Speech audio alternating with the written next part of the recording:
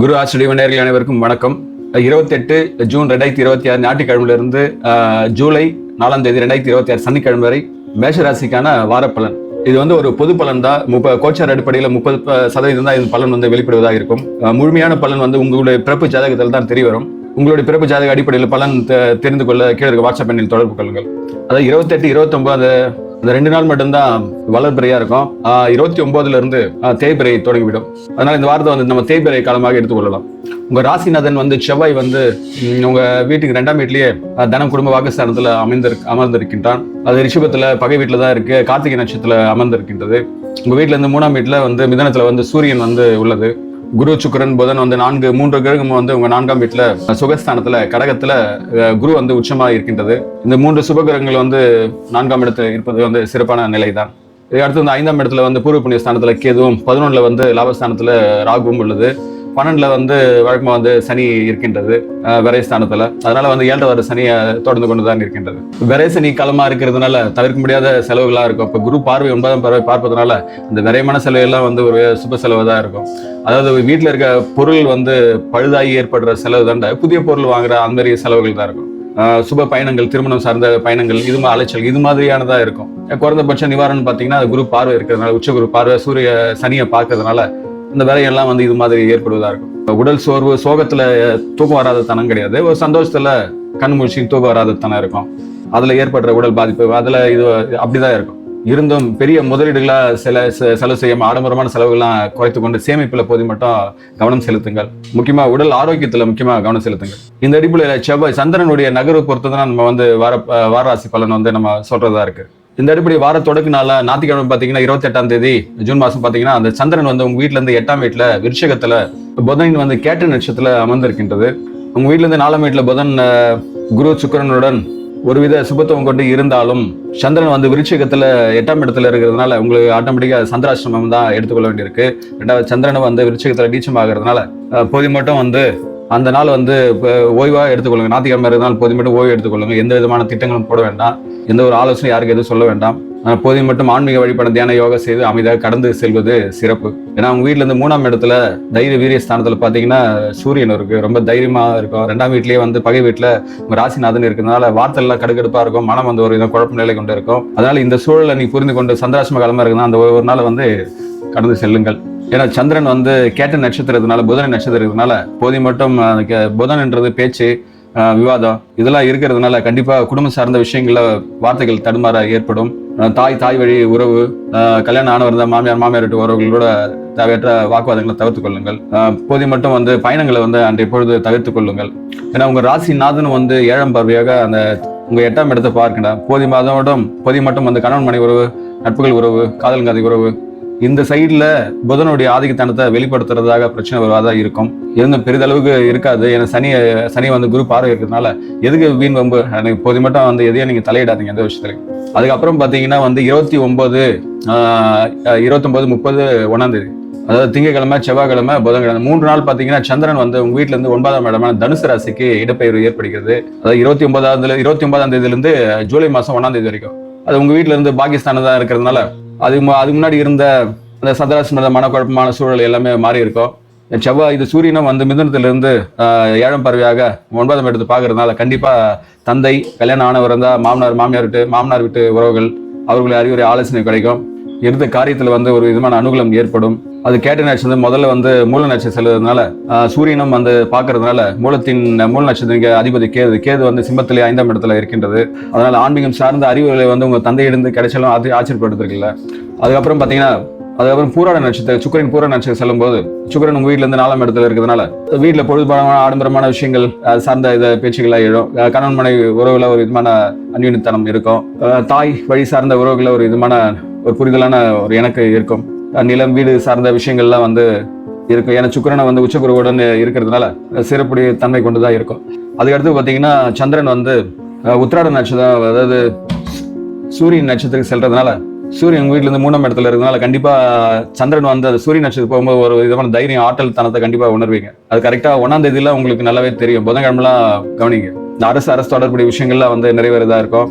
அன்றைய பொழுது பாத்தீங்கன்னா தந்தையுடைய கனெக்டிவிட்டி கண்டிப்பா கிடைக்கும். கல்யாணம் மாணவர் இருந்தால் மாமனார் வீட்டு உறவுகளோட தொடர்புடையதா இருக்கும். ஒரு தைரியமான நிர்வாக ரீதியா இருக்கும்போது ஒரு ஆளுமை, ஒரு ஒரு அதட்டி வேலை வாங்குறத்தனம், இந்த மேலாண்மை தனம், மேனேஜ்மெண்ட் தாட்லாம் அதிகமா இருக்கும். அது 29ல இருந்து 1ஆம் தேதி வரைக்கும், அதாவது திங்கட்கிழமை செவ்வாய் 3 நாளுக்கு ஓகே சிறப்புடையதா இருக்கும். ஏன்னா சந்திரன் வந்து 9ல லாபஸ்தானத்துல இருக்கு, பாகிஸ்தானத்துல இருக்கனால சிறப்புடையதா இருக்கும். அதுக்கப்புறம் சந்திரன் வந்து மகரத்துக்கு இடப்பெயர்வு ஏற்படுகிறது 2ஆம் தேதி 2, 3 தேதியில மகரத்துக்கு போகும்போது முதல்ல அதே உத்திராட நட்சத்திரம் செல்கின்றது. அது கொஞ்சம் இருக்கும். 2ஆம் தேதி அந்த தன்மை வெளிப்படுவதா இருக்கும். 1ஆம் தேதி உத்திராட நட்சத்திரம் இருக்க தன்மை அப்படியே இருக்கும். ஏன்னா 10க்கு போகும்போது தொழில் ஸ்தானத்துல இருக்கிறதுனால தொழில் சார்ந்த நிலையில வந்து தந்தை இது இருக்கும், ஹெல்ப் பண்றதா இது இருக்கும். தந்தையுடைய வியாபாரம் சார்ந்த விஷயங்கள்ல நீங்க ஈடுபடுறதா தானே இருக்கும். ரெண்டாவது குரு பார்வையை வந்து 7ஆம் பார்வையா இருக்கிறதுனால கண்டிப்பா சிறப்பான நாட்களாக தான் நிறைய நாட்கள் இருக்கும். அதுக்கப்புறம் பாத்தீங்கன்னா சந்திரன் வந்து திருவோண நட்சத்திரத்துக்கு செல்கின்றது. அதோடைய நட்சத்திரம் செல்றதுனால அந்த உத்திராடம் திருவோண நட்சத்திரத்துல அபிஜித் நட்சத்திரம்னு ஒரு நேரம் வரும். அது என்னன்னு நெட்ல தேடி பாருங்க. அது சிறப்பான அந்த நேரம். அந்த நேரத்துல அது மாசத்துல ஒரு நாள் வர நேரம், குறிப்பிட்ட 2 அது அந்த நேரத்துல நீங்க நிறைவேற ஆசைகள் கனவுகளா அது இருந்தா அந்த நேரத்துல நீங்க கண்ண மூடி தியானம் பண்ணா சிறப்புடையதாக இருக்கும். நீங்க ப்ரே பண்ணலாம். அபிஜித் நேரம் 28வது நட்சத்திரமா இருக்கு. அது ஜோதிடத்துல மறைவா இருக்குன்னு சொல்லுவாங்க. அது உத்திராட நட்சத்திரம் திருவோண நட்சத்திரத்துல நகரும் போது அந்த நேரம் வரும். அது நேரம் எதுன்ட்டு நீங்க நெட்ல கூட தேடி பார்த்தாலும் கிடைக்கும். அந்த திருவோண நட்சத்திரத்துல இருக்கும்போது சந்திரனுடைய தன்மையை அது வெளிப்படுத்துறதா இருக்கும். 10ஆம் இடத்துல இருக்கிற மனம் சார்ந்த தொழில ஒரு ஈடுபாடு தலை இருக்கும். 2 தேய்பிறை இருக்கிறதுனால தொழில் பற்றிய கவலை, அதோடைய வளர்ச்சி, அதை பற்றிய நினைக்க தோன்றும். ஏன்னா குரு பார்வையும் சுக்கிர பார்வையும் இருக்கிறதுனால பெருசா அளவுக்கு பாதிப்பு இருக்காது. அதுக்கப்புறம் பாத்தீங்கன்னா அவிட்ட நட்சத்திரத்துக்கு செவ்வாய் அவிட்ட நட்சத்திரம் செல்லும்போது சந்திரன் 2ஆம் வீட்லயே உங்க ராசிநாதன் இருக்கிறதுனால ஒரு விதமா ஆற்றல் வேகம் கொண்டு இருப்பீர்கள். அதாவது 1ஆம் தேதி கடைசிலாம் பாத்தீங்கன்னா அவிட்ட நட்சத்திரம் தான் இருக்கும். செயல துடுக்குத்தனம் இருக்கும், கோவம் அதிகமாறும். ஏன்னா ரிஷபத்துல பகை வீட்டு இருக்கிறதுனால போது மட்டும் குடும்பத்தை சார்ந்த உறுப்பினர்களும் போது மட்டும் வாக்குவாதிகளை தவிர்த்து கொள்ளுங்கள். அதுக்கப்புறம் பாத்தீங்கன்னா கும்பத்துக்கு வந்து 4ஆம் தேதி வார இறுதி நாள் சனிக்கிழமை பாத்தீங்கன்னா 11ஆம் இடத்துக்கு செல்றதுனால அது ராகு அங்க ஆல்ரெடி இருக்குது. அதனால எதிர்பாராத லாபங்கள்லாம் ஏற்படலாம். ராகுடைய சேர்க்கையினால போது மட்டும் மனக்குழப்பங்களா ஏற்படாத பாத்துங்க. ஏன்னா ராகு சந்திரன் ஒரு கிரகணா இது புணர்ப்பு தோஷம் என்று சொல்வார்கள். இது வந்து தேய்பிறை சந்திரன் இருந்து அதுவும் ராகுவம் இருள் கிரகமா இருக்கும்போது இன்னும் மனம் சார்ந்த குழப்பத்துக்கு அதிகமா தள்ள பார்க்கும். அது போது மட்டும் அந்த மூத்த சகோதர சார்ந்த உறவுகளை அது பாதிக்கிறதா இருக்கும்.